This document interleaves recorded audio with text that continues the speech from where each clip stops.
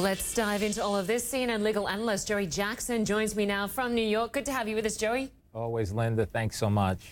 Rick Gates is now the third Trump campaign member to plead guilty in this Mueller probe. Should Manafort be worried?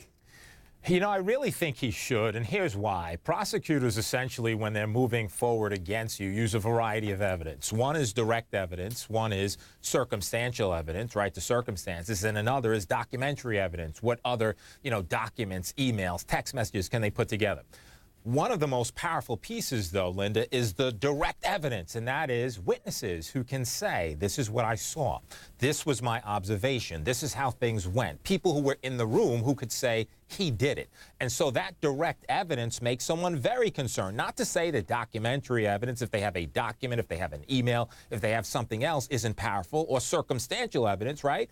Which is, I came in, it was dry, but when I went out, it was damp outside, it wasn't raining, but we can conclude it rained. All of that type of evidence go to get a conviction, but the direct evidence is really why Manafort needs to be concerned based upon the people who have flipped and now on Team United States of America, who are going to go into the courtroom and presumably say, you know what, this is what I saw, this is what I heard, this is what went down. And so that could be very compelling to a jury listening on.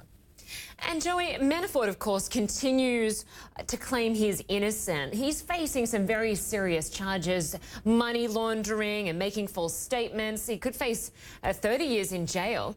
At some point, is it going to be worth his while to make a plea deal? And if so, what would he have to give up in order for that to be on the table?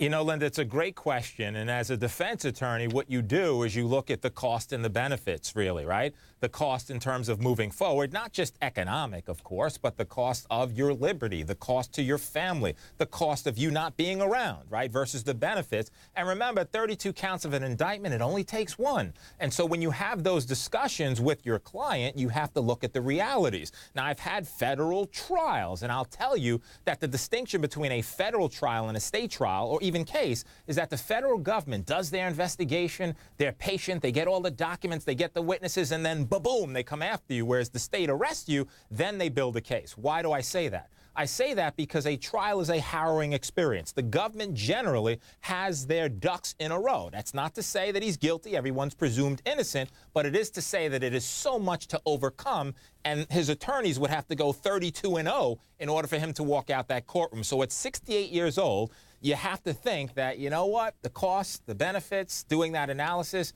it could mean that there could be a flip of him really soon, and he could say, you know what, I'm throwing in the towel, I'm pleading as well. Absolutely. Fascinating and great to get your perspective. As always, Joey Jackson, good to have you with us from New York. Thank you. Thank you, Linda.